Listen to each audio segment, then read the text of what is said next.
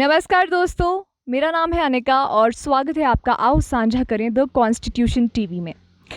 युवा सोच में नई तरक्की की उम्मीद नज़र आती है और वहीं युवा नेतृत्व की दीवार भी पक्की नज़र आती है। इसी सोच और इसी नज़रिए के साथ आज हमारे साथ एक ऐसी ही शख्सियत मौजूद है जो अपने क्षेत्र पालमपुर के युवा नेता और साथ ही हमारे हिमाचल के पूर्व मुख्यमंत्री राजा वीरभद्र सिंह के आईटी एडवाइज़र रह चुके हैं और इन्होंने साथ ही में अमेरिकी सरकार के लिए भी काम किया है। वहाँ के जितना भी एक्सपोजर और विजन है वो यहाँ की राजनीति में लाए हैं।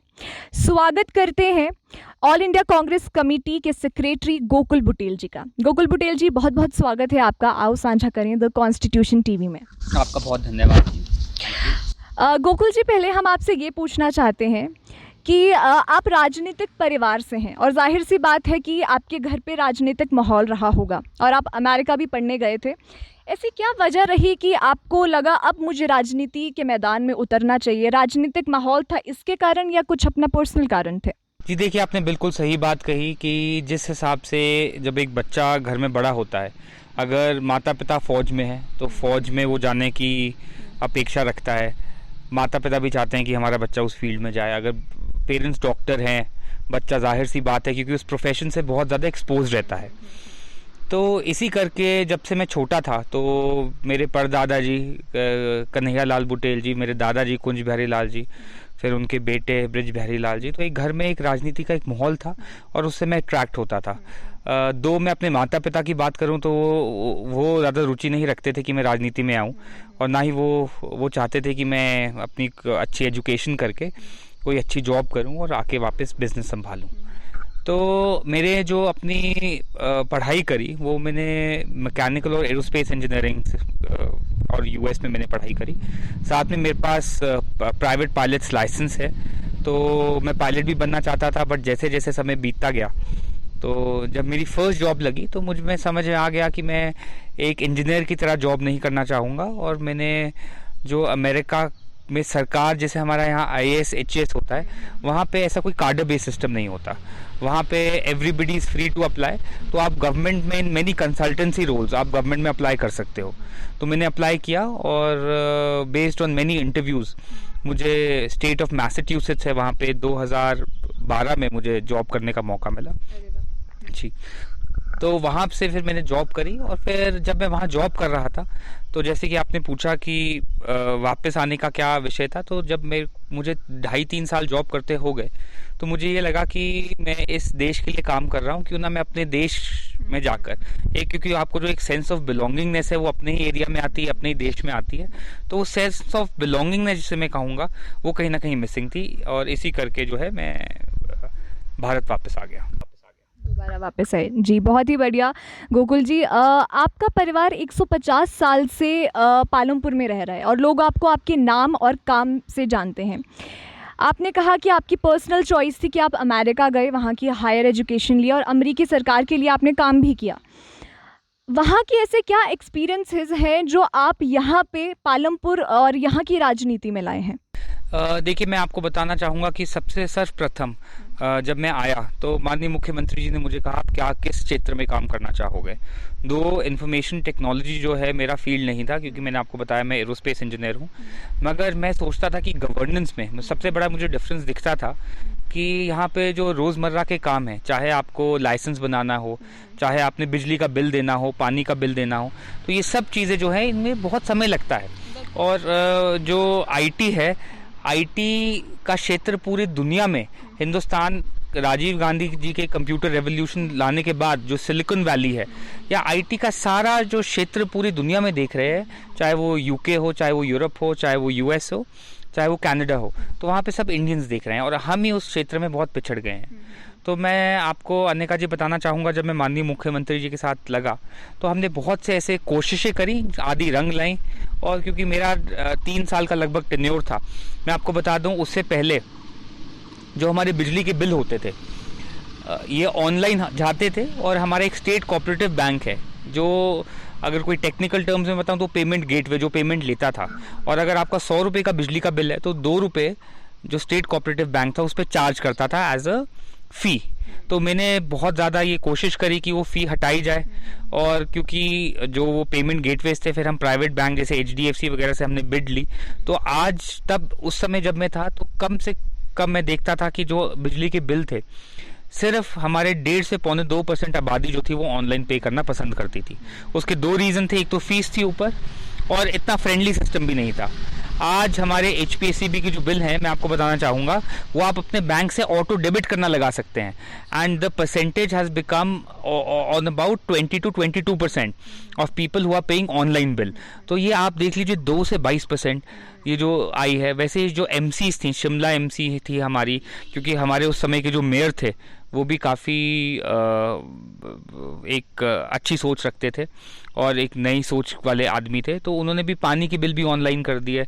वैसे वैसे काफ़ी सर्विसेज, अभी हम E-डिस्ट्रिक्ट कह रहे हैं, तो मैं आपको बताऊंगा, आपने बोनाफाइड सर्टिफिकेट अप्लाई करना है तो आज आपको सब डिजिटल साइन होकर लोकमित्र केंद्र से मिलेंगे। तो ये E-डिस्ट्रिक्ट भारत सरकार की स्कीम थी, हमारी स्कीम नहीं थी, मगर इसको इम्प्लीमेंटेशन करना, हाँ, ये कहीं ना कहीं फाइलों में पड़ी हुई थी। तो इसको बहुत पुश करके जब मैं माननीय मुख्यमंत्री के साथ था, तो E-गवर्नेंस के जो क्षेत्र है, हमने इतनी ज़्यादा ऐप्स, लाइक आई रिमेंबर जब मैं CM के साथ था तो 2017 में एक सर्वे हुआ, हिमाचल में NIC है that had the maximum apps. हमने E-सैलरी, E-पेंशन, आदमी को सैलरी स्लिप चाहिए जो वो अपनी ऐप में ही देख सकता है। तो हमारी जो टेलीफोन डायरेक्टरी थी, अभी मैं देख रहा था, बल्कि वो अपडेट ही नहीं हुई 2017 के बाद, हमारी एक सरकारी टेलीफोन डायरेक्टरी छपती थी, उसे भी मैंने ऐप में कन्वर्ट करा दिया था कि आज ऐप डाउनलोड करो, कौन पन्ने लेके घूमता रहे, पेपर की वेस्टेज भी कम होगी। इनफैक्ट पालमपुर जो है, हमने एक वाईफाई जोन भी जियो से वो बनवाया था, एक CSR रिस्पॉन्सिबिलिटी देके। और एक और बहुत बड़ा प्रोजेक्ट जो हमने लाने की कोशिश की थी, हिमाचल प्रदेश में बहुत बड़ी जो एक कमी है जिसे मैं कहूँगा, वो है बेरोजगारी की। सरकार इतनी बड़ी नहीं है, ना सरकार के पास इतने आयाम है हर किसी को सरकारी नौकरी दे सके। दिल्ली, गुड़गांव, बेंगलोर में आप जाएंगे, भारी मात्रा में हिमाचल के बच्चे जो हैं वहाँ जॉब कर रहे हैं। तो हमने एक IT park, STPI, software technology park of India जो है, वो सैंक्शन कराया है गग्गल के पास। गग्गल के पास इसलिए कराया है क्योंकि हमें कंपनीज को लाने के लिए एयरपोर्ट की कनेक्टिविटी बहुत ज़रूरी थी। कहीं खराब पॉलिटिक्स में वो फंस गया है, उसकी फॉरेस्ट क्लियरेंसेस गई हैं, मगर आज नहीं तो कल वो जो IT पार्क है वो बन के तैयार हो जाएगा। डिले ज़रूर हो सकता है क्योंकि जो भी नई गवर्नमेंट आती है उसकी अपनी अपनी अलग अलग सोच होती है, अपनी अपेक्षा होती है, अपनी प्रायोरिटीज़ होती हैं। यानी कि जो भी आपने अनुभव वहाँ से लिया है वो आपने यहाँ की राजनीति में दिखाया है। देखिए, मैंने कोशिश करी कि क्योंकि वो दोनों सिस्टम्स बहुत अलग हैं, लोगों की मेच्योरिटी में बहुत अलग है, लोग परसीव कैसे करते हैं वो बहुत अलग है। मेरा अगला सवाल वही है कि आपको ऐसा क्या फ़र्क दिखता है जो अमेरिका में है और यहाँ पे वो कभी आ ही नहीं सकता हिंदुस्तान में? जी, मैं नहीं मानता ऐसा आ नहीं सकता। सबसे बड़ी बात है एक सेंस ऑफ, जैसे मैंने कहा, बिलोंगिंगनेस और एक सेंस ऑफ सोसाइटी की। मैं आपको एक छोटा सा उदाहरण देता हूँ, राजनीति से परे ये उदाहरण है। आज अगर कोई आदमी घर बनाता है, उसका रोड पे घर है, तो वो क्या सोचेगा कि जो रोड और घर के बीच में ज़मीन है उसमें अपनी दीवार कैसी लगा दी जाए। वो ये नहीं सोचता है कि इस रोड से मैंने ही जाना है, मेरे बच्चों ने जाना है, मेरा कोई रिश्तेदार आएगा उसने जाना है, मेरे घर के आगे ट्रैफिक जैम होगा। तो यहाँ पे वो जो सोच है वो एक डेवलप, मैं अमेरिका की बात नहीं करूँगा, हर डेवलप सोसाइटी में लोग सोसाइटी के बारे में पहले सोचते हैं, क्योंकि हम एक इवॉल्विंग सोसाइटी है। यहाँ पे मुझे लगता है कि हम सेल्फिश आज बहुत ज़्यादा हो चुके हैं। ये सरकार की बात नहीं है, सरकारी अफसरों की बात नहीं है, हर एक आदमी जो है, सोसाइटी एज अ होल, हम जो है, हमें थोड़ा सा जो है अपने देश के बारे में, अपने, अब हम हमारे प्रधानमंत्री ने ये स्वच्छ भारत की मुहिम चढ़ाई, मैं सोचता हूँ बहुत अच्छी बात है, अच्छी स्वच्छ भारत है, क्लीनिनेस रखनी चाहिए। और हमारा हर जगह कूड़ा करकट है, मुझे नहीं लगता जितना कूड़ा करकट हम अपने देश में डालते हैं किसी भी बड़े देश में ऐसा हो रहा है। तो मैं आपको बताऊं कि यहाँ पे हम क्या करते हैं, अपनी दुकान या अपना घर साफ करेंगे, कूड़ा निकाल के बाहर खड्ड में डालेंगे। गवर्नमेंट को भी चाहिए कि आप स्वच्छ भारत तो कह रहे हैं, क्यों ना आप गार्बेज रिसाइकलिंग प्लांट, क्यों ना लोगों को सिखाया जाए। तो ये छोटी छोटी चीज़ें हैं जो मुझे लगता अलग बनाते हैं, नहीं अलग भी बनाती हैं, और जहाँ पे इम्प्रूवमेंट का बहुत स्कोप है, हाँ, तो वो लोगों की मेच्योरिटी लेवल भी है। और तीसरी बात जो आप कह रहे हैं कि यहाँ पे जो हमारे हिंदुस्तान में सिस्टम में आ जाता है, चाहे वो एक अफसर बन के, चाहे वो मेजॉरिटी नेता बन के, सब अफसरों की और नेताओं की मैं बात नहीं करूँगा, जिसके पास थोड़ी सी पावर आती है वो ये सोचता है कि मैं इसको कैसे अपने फ़ायदे के लिए इस्तेमाल करूं। ऐसे बहुत कम लोग हैं जो सोचते हैं कि मैं इससे क्या अच्छा कर पाऊँ। तो एक होड़ सी लगी हुई है कि ठीक है यार, मैं ये बन गया हूँ, मैं अपना फ़ायदा इसमें कैसे पहुँचा लूँ और सिस्टम से कैसे कुछ एक्सट्रैक्ट कर लूँ। उस चीज़ से काफ़ी मैनेजमेंट में कमी आती है। गोकुल जी, हर युवा का सपना है आज की डेट पे, आज की तारीख पे, कि हमें बाहर सेटल होना है, विदेश में सेटल होना है। और आप तो अमेरिका से पढ़ के भी आए हैं, तो आपको कहीं ना कहीं लगा कि मुझे अमेरिका में सेटल हो जाना चाहिए? कोई इसलिए जाना चाहता है क्योंकि वहाँ पे हर चीज़ का एक सिस्टम है। आपको बिजली का कनेक्शन लगाना है, आपको किसी के दरवाजे नहीं खटखटाने, एक सिस्टम बना है। एक अमीर आदमी के लिए भी वही सिस्टम है, गरीब आदमी के लिए भी वही सिस्टम है। तो वहाँ पे आपके सोशल स्टैंडिंग पे, आपकी फाइनेंशियल स्टैंडिंग में आपसे भेदभाव नहीं किया जाता, जो मुझे लगता है कि हिंदुस्तान में बहुत ज़्यादा समय लगेगा उसको बदलने में।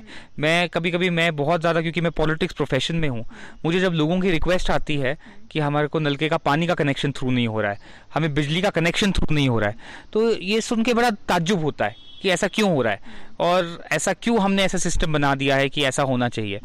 तो जो युवा बाहर जाता है उसे एक इजी लाइफ दिखती है, इजी भी लाइफ दिखती है, और एक उसे लगता है, और एक फेयरनेस सिस्टम में दिखती है। मैं आपको बता दूं कि वहाँ पे सिस्टम फेयर है। ताई मैं इस देश से भी नहीं था, किसी और देश, तो हमें भी वो फेयरनेस जब तक हम सिस्टम में नहीं लाएंगे और युवाओं को ये बिलीव नहीं कराएंगे कि आपके लिए भी सिस्टम वही है जो एक मंत्री के लड़के के लिए है या एक डीसी के लड़के के लिए है, तब तक वो जो सिस्टम है वो सक्सेसफुल नहीं हो पाएगा।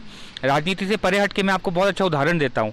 ये जो वैक्सीनेशन लग रही है, देखिए वैक्सीनेशन लग रही है, इसका बहुत अच्छा सिस्टम, जहाँ भारत सरकार की प्रेज होनी चाहिए, जो मैं चाहता हूँ वैक्सीनेशन तेज लगे, बट ये आधार बेस्ड सिस्टम है। आज कोई भी सिफारशी लाल जो है जाके नहीं बोल सकता कि भैया मुझे वैक्सीनेशन कल लगा दो। हर कोई जो ऑनलाइन जा रहा है, आपके लिए भी वही सिस्टम है। दो ऐसे लोग बहुत ज़्यादा हैं, मुझे लगता है कि जो 60, 70, 50 साल से ऊपर हैं, उन्हें ऑनलाइन कैंसिल करके उनको ऑन द स्पॉट वैक्सीनेशन हो जाना चाहिए। बट ये बहुत अच्छा सिस्टम बनाया है। तो जब सिस्टम में फेयरनेस है तो एक बिलीफ है कि जो रजिस्टर कराएगा उसे वैक्सीनेशन लग पाएगी। तो इसीलिए मैं आपको एक उदाहरण देके बता रहा हूँ कि सिस्टम में फेयरनेस होना बहुत ज़रूरी है। और जब युवा को लगेगा कि मेरा सिस्टम, मेरे देश का, मेरे प्रदेश का एक फेयर सिस्टम है और मुझे एक अनपार्शियल वे में मेरे साथ डील किया जा रहा है, तो मुझे लगता है कि लोगों का इतना बाहर जाने का मन नहीं करेगा। यानी कि मैनेजमेंट अगर अच्छा हो तो युवा अपनी कंट्री में ही रहेगा, अपने हिंदुस्तान में ही रहेगा। गोकुल जी, आप आईटी एडवाइज़र रह चुके हैं पूर्व मुख्यमंत्री वीरभद्र जी के। आपने राजनीति को बहुत ही बारीकी से देखा है। आपको क्या लगता है कि कांग्रेस में ऐसी क्या कमी है या किस क्षेत्र में कांग्रेस को जोर डालना चाहिए?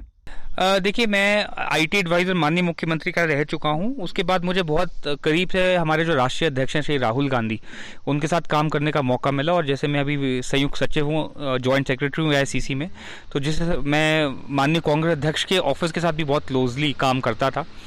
और एक बहुत अच्छा एक्सपोजर मिला कि पहले स्टेट में आपने हेड ऑफ द स्टेट का ऑफिस देखा, और अब जो राहुल गांधी जी भी हैं, वो देश के, जब मोदी जी प्रधानमंत्री थे तो चलिए सेकंड मोस्ट पावरफुल नेता उन्हें कह सकते थे। 8-9 प्रदेशों में कांग्रेस की सरकारें चल रही हैं। तो देखिए, पार्टियों में कमी तो रहती है। मैं बार बार यही कहूँगा कि कोई ऐसी पार्टी में कमी नहीं है।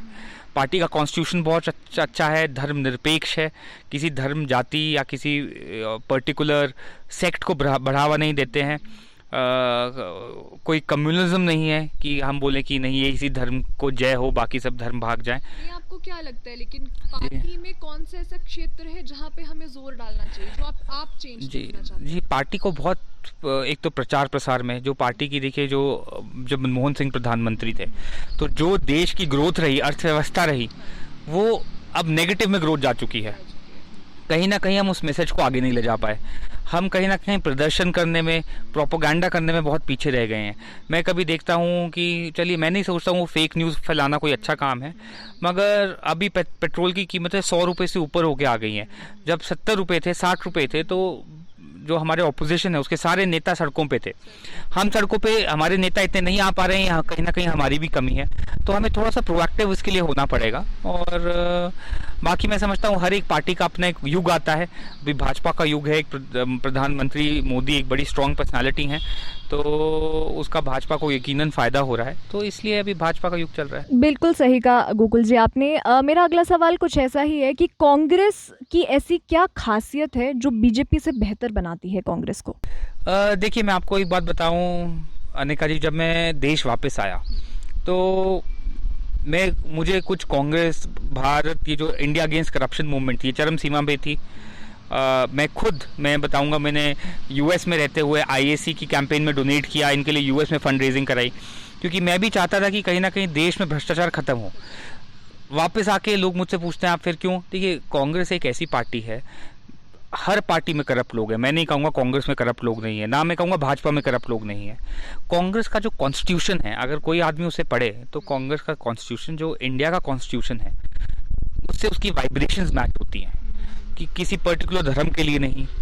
आप कांग्रेस की कभी मीटिंग में जाएंगे तो वहाँ पे किसी पर्टिकुलर धर्म के नारे, मैं किसी धर्म के नारों के अगेंस्ट नहीं हूँ, बट मैं क्योंकि एक वर्ल्ड एक्सपोजर लेके जब मैं आ रहा हूँ, मैं हिंदू हूँ, मैं अपने घर के अंदर हिंदू हूँ, मैं I am a very proud Hindu, but I don't, if you are not a Hindu I will not जज यू। मैं आपको आपके धर्म के बेस पे, या आप किस भगवान को फॉलो करते हैं, या आप किस कास्ट के हैं, मैं उस पर आपको जज नहीं करूँगा। तो मुझे कांग्रेस की एक खास बात लगती है कि वो धर्म निरपेक्ष पार्टी है और एक लिबरल पार्टी है। वो इसमें नहीं जाते कि लोग क्या खाएं, लोग क्या पहने। तो हमारे देश में ऐसी बहुत सी शक्तियाँ हैं, पार्टीज़ हैं, जो आज लोगों की प्लेट से लेके लोगों की वार्डरोब में घुस चुकी हैं कि ये नहीं पहनना चाहिए, मॉरल पुलिसिंग कर रही है। मुझे नहीं लगता सरकार का काम वो है। आपने देख लिया है कि जिस जिस देश में, मतलब फॉरगेट, अब ये दुबई का लोग नाम लेते हैं, यूएई का नाम लेते हैं, it is a Muslim nation but they have liberalise themselves. उन्होंने अपने आप को हटा दिया उससे। आप जैसे ईरान, इराक जाएं, अफगानिस्तान जाएं, दुबई ने अपने आप को, यूएई ने बिल्कुल अलग कर लिया, क्योंकि उन्हें भी पता था हमें बिजनेस चाहिए, बिजनेस तभी आएगा, एक कंड्यूसिव इन्वायरमेंट बन पाएगा। तो मुझे नहीं लगता कि हम एक रिलीजियस स्टेट बनाकर, रिलीजन होना चाहिए, मैं नहीं मानता हूँ रिलीजन नहीं होना चाहिए, but religion and politics should have a very fine separation. So मुझे लगता है कि कांग्रेस पार्टी की जो विचारधारा है उसमें ये फाइन सेपरेशन है।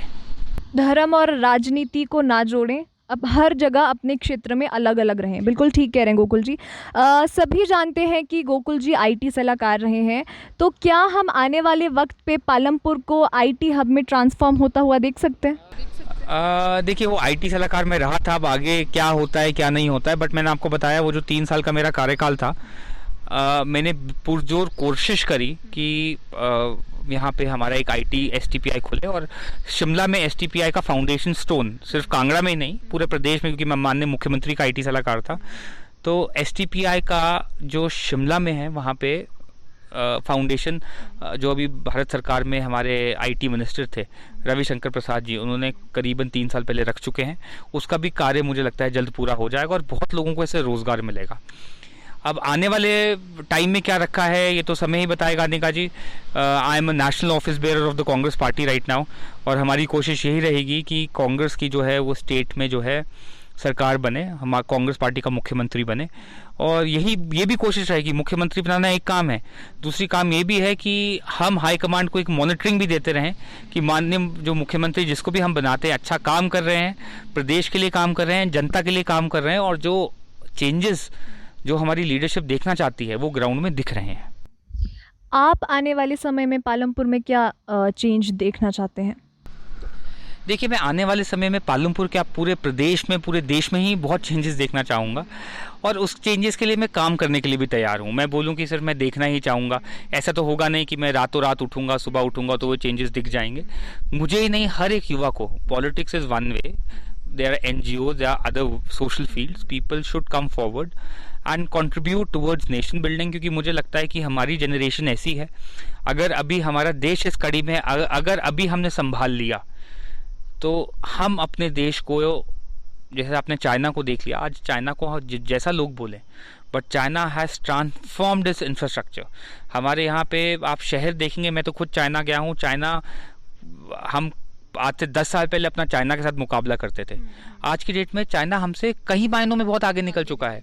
तो हमें ये, we should not be disheartened, और ये भी बात नहीं है कि हमें पार्टी बाजी से ही में ही फंसे रहना है, हमें देश के लिए काम करना है।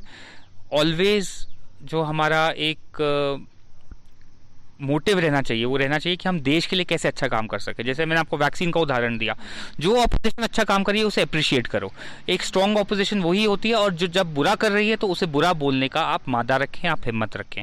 तो मैं यही चाहूँगा कि छोटी छोटी ये जो चीज़ें हैं, मैं समझता हूँ बाकी हम कुछ ना करें, जिस दिन आम आदमी को बिजली के कनेक्शन के पीछे, पानी के कनेक्शन के पीछे, अपने घर में सीवरेज लाइन लगवाने के लिए अपने बच्चों के लिए नौकरी के आयाम तराशने के लिए, अपने बच्चों को एक कॉलेज में भेजने के लिए दर दर की ठोकरें ना खानी। गोकुल जी, अगला सवाल मेरा आपसे निजी सवाल रहेगा कि जब आप फ्री होते हैं आपकी क्या हॉबीज़ हैं, अपने बारे में कुछ बताइए। जी, आज से 5 साल पहले तक मैं बहुत हाइकिंग करता था, मैं साइकिलिंग करता था, स्विमिंग करता था। पिछले 1-1.5 साल से ऑफ कोर्स लॉकडाउन करके इसमें ब्रेक लगा है। I have also put on some weight, but now from last 1.5 month I am back. मैं यहाँ पे बहुत ज़्यादा ट्रैकिंग करता हूँ। यहाँ कौन सी सब पहाड़ियाँ हैं, मेरे अपने दोस्त हम जाते हैं, we hike. I like to bicycle, मैं बहुत ज़्यादा साइकिलिंग करता हूँ। I also like to run. मैंने 2019 में कोपेनहेगन हाफ मैराथन कंप्लीट करी थी। अभी मेरा 21 में दोबारा एक हाफ मैराथन भागने का मन था, बट ये लॉकडाउन कैसी स्थिति दिखाता है, तो अपने आप को इन एक्टिविटीज़ में बिज़ी रखता हूँ, बाकी अपने आप को बिज़नेस में बिज़ी रखता हूँ। और मैं हर एक मुझे बहुत ज़्यादा लोगों का मैसेज आता है कि भैया हम पॉलिटिक्स में आना चाहते हैं। तो बिज़नेस होना बहुत ज़रूरी इसलिए है अनिका जी, अगर मेरा एक फाइनेंशियल स्ट्रॉन्ग बेस नहीं होगा तो मैं राजनीति में आके ज़रूर करप्शन करूँगा। If I am settled in one side, मैं कहूँ कि हाँ भाई, मुझे अपने घर के बारे में, मुझे अपनी गाड़ी की किस्त के बारे में, अगर मेरे आगे बच्चे हों, मैं अपने बच्चों के फ्यूचर के बारे में, अपने माँ बाप के बारे में मुझे नहीं सोचने का है, तभी मैं जाके सोशल वर्क कर पाऊँगा। अगर मैं राजनीति में आ रहा हूँ और मैं सोच रहा हूँ कि यार मेरी गाड़ी में शाम को पेट्रोल कौन डलाएगा, तो of course I will be a corrupt person. So राजनीति में मैं सब लोगों को वही कहता हूँ कि आप तभी आएँ। और अभी दुख की बात यह है कि राजनीति में आज जो आदमी आ रहा है, क्योंकि उन्होंने भी देखा है, वो दुख की बात इसलिए भी है क्योंकि वो देखते हैं। मैं मध्य प्रदेश था तो मैं एक युवा नेता से बात कर रहा था, युवा लड़का था और बहुत ही ऊर्जावान था, बहुत अच्छा भाषण देता था। तो मैं जब उससे मिला तो उसने मुझे बताया कि भैया मैं राजनीति में आना चाहता हूँ। क्यों आना चाहते हो? बोले देश सेवा के लिए। मैंने कहा और सच बताओ। तो वो मुझे बोलने लगा कि यहाँ पे जो हमारे विधायक थे, जब वो विधायक बने थे तो किराए के मकान में रहते थे, और जब उनका टेन्योर ख़त्म हुआ तो जिस किराए के मकान में रहते थे वो पूरी बिल्डिंग ही उन्होंने खरीद ली। तो लोगों को एक राजनीति जो है वो बहुत easy way of earning money दिखता है। तो आपको नहीं लगता कि ये सिस्टम चेंज होना चाहिए? इसे चेंज कौन करेगा जी? इसे चेंज हम और आप ही करेंगे। तो ये जब तक लोग रेडी नहीं होंगे, लोग जब तक शराब पी के वोट देंगे, लोग जब तक पैसे लेके वोट देंगे, लोग जब तक अपने निजी फ़ायदों से, क्योंकि मैं बार बार यही कहूँगा, आप एक बार शराब ले लेंगे, एक बार आप पैसे ले लेंगे, बट आप अपनी अगली 4 पुश्तों को उससे बेकार कर रहे हैं। क्योंकि जो आज आदमी पैसे और शराब बांट के वोट ले रहा है, वो पैसे और शराब का पैसा कहाँ से लाएगा? वो पैसा जब वो कुछ बन जाएगा तो ऑफकोर्स अगर वो अपने इलेक्शन में अगर 1 करोड़ रुपया या 50 लाख रुपया खर्चता है तो वो जनता के ही पैसे से आएगा। चाहे आप आज किसी भी पार्टी का राजनीतिक आदमी आप देखेंगे, उसके आसपास 15-20 ठेकेदार जो हैं, हमेशा वो आप देखेंगे एक जमघट लगा रहता है। जो राजनीतिज्ञ के साथ आता है वो कोई ना कोई पुल का ठेकेदार है, कोई पुली का ठेकेदार है, कोई कुल बना रहा है। तो ये पैसे कोई और बहुत अच्छा काम नहीं हो रहा है, आप खुद देखते हैं। प्रोफेशनल ठेकेदार जो है वो राजनीति काम करना ही नहीं चाहता है, क्योंकि उसको इतने लेवल्स पे कट देना पड़ता है। अगर सरकार का 100 रुपया किसी रोड के लिए आ रहा है तो लगभग वो 60 से 55 रुपये भी नहीं, मुझे लगता है, उस मायने में लगते होंगे। तो ये लोगों को चेंज लाना पड़ेगा। ये हम बोलते रहे, मैं यहाँ पे आपके चैनल पे बोलता रहूँ, ग्राउंड में बोलता रहूँ, मगर जब तक लोगों को अंदर से आवाज़ नहीं आएगी कि ये बदलाव आना चाहिए, मुझे नहीं लगता वो। गोकुल जी, आप हमारे समाज को या हमारी जो पुरानी पीढ़ी है, नई पीढ़ी है, या सरकार को एक मैसेज या संदेश देना चाहते हो, आप दे सकते हैं। जी मैं सरकार को तो संदेश हम चलो प्रेस के माध्यम से देते ही रहते हैं, उनको क्रिटिसाइज भी करते हैं जहाँ। अब मैं एक ही समाज को बोलना चाहूँगा कि एक awareness, sense of awareness society में आना बहुत ज़रूरी है। अगर आप, चाहे वो राजनीतिक क्षेत्र हो, चाहे कोई भी क्षेत्र हो, अगर जो एक अवेयर समाज होता है वो अपनी रिस्पॉन्सिबिलिटीज़ को भी जानता है, अपनी ड्यूटीज़ को भी जानता है और अपने राइट्स को भी जानता है। तो ये तीनों जो नॉलेज है वो लोगों को आना बहुत ज़रूरी है। अपना जो नए बच्चे जो हैं वो व्हाट्सएप से बाहर निकल के थोड़ी रीडिंग करें, थोड़े न्यूज़पेपर्स पढ़ें, न्यूज़ देखें, और कुछ ना कुछ इन्फॉर्मेशन गैदर करने के अब 100 तरीके आ गए हैं। पहले आप सिर्फ किताबों से ले सकते थे, आजकल यूट्यूब के वीडियोस हैं। आप देखिए, हिस्ट्री देखिए, दुनिया की हिस्ट्री देखिए, दुनिया ने क्या गलतियां की हैं, हम वो गलतियां क्यों दोहरा रहे हैं, हम कैसे उन गलतियों को रोक सकते हैं। तो ये सब चीज़ें जो हैं, we have to learn from our past. And I think Himachal Pradesh and India as a country has a great potential, has a great future. मगर हम सबको हर एक एक्शन से पहले हमें पहले ये सोचना होगा, अगर आज मैं मान लीजिए मैं एक होटल रन करता हूँ, अगर आज मैं यहाँ कुछ गलत काम करने लगूँ तो मुझे हमेशा सोचना चाहिए कि यार मेरे देश में इसका क्या प्रभाव पड़ेगा। मैं छोटी सी बात बताऊंगा, मैं व्यापारी भी हूँ साथ में। मैं I run a hotel, I run couple of other businesses. So when for example अगर मुझे टैक्स सेव करना है तो मुझे मन में ये सोचना चाहिए अगर मैं टैक्स नहीं दूंगा तो इससे देश को क्या प्रभाव पड़ेगा। हमारी सड़कों टैक्स के पैसे से बनती हैं, हमारे स्कूल, हमारे अस्पताल सब टैक्स के पैसे से बनती है। On the other hand tax देने वाली की जिम्मेवारी टैक्स दे के पूरी नहीं हो जाती, अकाउंटेबिलिटी रख के। अगर आप टैक्स देना तभी पसंद करेंगे आपको पता हो कि हाँ यार मैं टैक्स दे रहा हूँ, तो इसका सही इस्तेमाल जो है सरकार कर रही है और यहाँ पे जो है सिस्टम की और सरकार की बहुत ज़्यादा वचनबद्धता जो है वो हो जाती है। बहुत ही बढ़िया गोकुल जी, बहुत बहुत शुक्रिया हमारे साथ आओ साझा करें द कॉन्स्टिट्यूशन टीवी में जुड़ने के लिए। तो दोस्तों ये थे गोकुल बुटेल जी, जिनका ये मानना है कि हमारा समाज आज कहीं ना कहीं सेल्फिश हो चुका है और अपने बारे में ही सोचता है, ना कि देश और जनता के बारे में। हम अगले एपिसोड में एक ऐसी ही शख्सियत के साथ मिलेंगे आओ साझा करें में। आप देखते रहिए द कॉन्स्टिट्यूशन टीवी।